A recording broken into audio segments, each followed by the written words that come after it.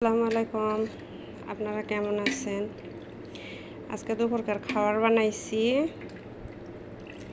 এই হচ্ছে মাছ সিদ্ধ করছি, মাছ সিদ্ধ,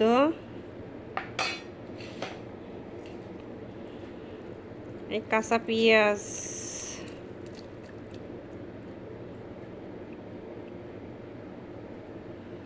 এই কাঁচা মরিচ, ধনের পাতা,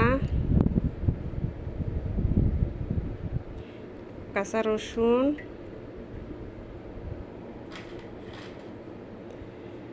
আর লেবুর রস।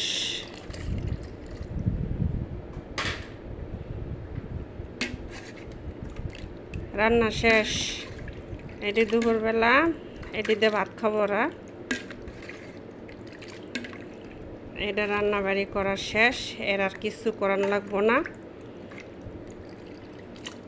পান্তা ভাতের মতন নিয়ে খাবো। আসসালামু আলাইকুম।